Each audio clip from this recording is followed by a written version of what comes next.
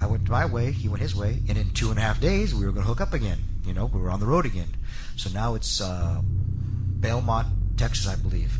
And this is on like a Saturday or a Friday? This is now Saturday morning. Okay. So the first one we left him probably Wednesday morning. Yeah. So now it's Saturday morning, early. I land in Dallas, my connection, and we always get on the phone and coordinate what time you get in. Yeah. The whole deal. I'll pick you up or he'll pick me up, whatever. So I call him, no answer. Then all of a sudden I get a call from him, and he's like, "Oh, call right back. Hey Chavo, hey, what's up, man?" He sounds just off. I'm like, "Man, you okay?" He's like, "Yeah, I'm cool, man. Just really bad, a really, really just bad weekend. And just, Daniel and Nancy are sick, his wife, So you're actually talking to him at this point? I'm talking to him, yeah. And this is basically after he's probably killed his wife. Yes. Yeah. Yes. They're sick, they're not feeling good, and I'm like, all right, cool. And well, you coming in? Yeah, I missed my flight, but don't worry, I'm gonna catch another flight, and I'll be there. Okay, I go, just call me when you get in, and I'll pick you up, no matter what time it is. We were landing in Houston. I had to drive to Belmont, and I was like, don't worry about it. We're late. I'll wait for you. Okay. So he gets getting ready to get off the phone, and he makes a point of it. It stops. He goes, Chavo. I go, yeah. And he goes, I love you. I said, I love you too, man. It wasn't too off kilter, because we always tell each other we love each other. Yeah. But this was really forced. It was not forced. It was really like made a point of it. It was like, hey man, okay, I love you, brother. Okay, no, it was like, Chavo, I love you. I want you to understand this. Basically, yeah. If you don't forget this. Coming from a man with very few words. Yeah. I was like, all right, I love you too, bro. So I hung up, and I thought, that was strange. So I called him right back, and I go, hey man, are you all right? I'm fine, man. Like I said, I just had a real hard weekend, and just real hard weekend, and I had to go take him, Daniel and Nancy to the hospital, and I'm like, oh, okay, man. Well, I'm here. Okay, man. Okay, cool. So then hung up, and that was the last I actually talked to him. I guess he called Scott Armstrong too. He and I hooked up. We hooked up, and we ended up driving, waiting for Chris. No call. I'm calling. Hey, dude, did you miss your flight? Did you make your new flight? No call, no answer. Okay, well, I guess we got to drive. Well, if we got to come back, we said if we got to come back and go pick him up, we will.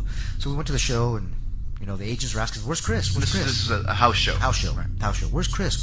Next day was a pay-per-view. Yeah. In Houston. Well, I'm like, I don't know, man. I don't know. He missed his flight. He's gonna. Okay. So we drive to Houston the next day. Me and Scotty. And still no word. Still no from Chris. We're calling him, get nothing. I get some texts on my phone at probably 5 a.m. and I get a text from Chris. So you wake up in the morning, you've got not even before. It woke me up before 5 in the morning. Mm-hmm. So I look at the my text, and I'm like, that's weird. It says the dogs are in the enclosed pool area. The garage door is open. I looked at it. I was like, well, that's weird.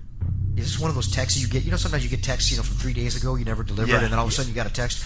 And this is kind of the start of texting. Now it's a little different. But back it was then, 2007. A lot of times, texts didn't come through and they got lost, and all of a sudden you got them. And I was like, well, that's you get weird. half a text. Half a text, yeah, that was weird. So okay, I wrote it off. Then I get another text from Nancy's phone, from his wife's phone, and it said the same thing. The same text. That's really weird. Okay, whatever. I kind of wrote it off. So then I had to get up in 2 hours. So I got up. I go downstairs to meet Scotty Armstrong, and I look at him. I go, "Did you get anything weird last night happen?" And he goes, "Yeah, I got some weird text from Chris." I said, "Me too. Did it say this?" He goes, "Yeah." So we call Chris. No answer. That's weird. So we go to the pay-per-view. Chris isn't showing up, and they're asking us, "Where's he at?" I'm not sure. We're not sure where he's at. Now we're covering for him. We think maybe blatantly lying for him now.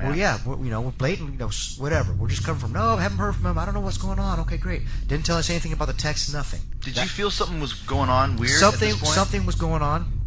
Something was going on. And I remember Arn Anderson saying, this is later on in the day, because he was supposed to wrestle the pay-per-view. He was supposed to wrestle for the title. The ECW Championship against CM Punk. He was supposed to wrestle him, and this is a big match. Mm-hmm. And I remember Arn Anderson saying, you know what, if Benoit didn't show up with no word, he's either has just taken off to like Alaska and he's going to be like a merchant marine or something, or he's dead, basically. That's, And I remember him saying that, not meaning it is he's Right. dead, but there's something going on for him not to show up. And either option being just as viable, because I could see him just going off to become a merchant marine, saying, And "Screw being gone. this." Yeah, and being gone. Basically Right. the ending of Dexter, Mm-hmm. right? And then so I didn't say anything. We didn't say anything. The next day we're in Corpus Christi for a super show, another super show, and those damn super shows, man. I don't know what's got Yeah. But And you still didn't know anything. we still don't know. We've been calling him. So finally, I go to Johnny Ace. I go, Johnny. Johnny was the head of talent relations. Mm-hmm. I go, Johnny, this is my phone. This is what I got yesterday. And he's like, with his Johnny voice, Chavo, hey, what are you talking about? Why didn't you show me this yesterday? I said, Johnny, we're trying to cover for him. Mm-hmm. Be honest with you, I didn't know what was going on. We're covering for him. He's like, all right, let me get on the phone. So I guess they called the Atlanta police or whatever, and I don't know anything about it. That's the last thing I heard. And then all of a sudden, about an hour later, they do a big old meeting at the ring with all the wrestlers, and then they did this periodically, to talk about, Yeah, they would have like a team meeting. yeah, or where the something. company's going, or Vince had to say something big, So Yeah. we go to the meeting. We're sitting there, and I look at Ric Flair, and Ric Flair's crying, and I go, Rick, what's going on? And he goes, they're gone. I said, what do you mean they're gone? And this is before anybody knew anything. And he goes, Daniel, Nancy, and Chris. And I said, what do you mean they're gone? And I had to hear it from his mouth. I couldn't hear that. He said, they're gone. What do you mean they're gone? He goes, they're dead.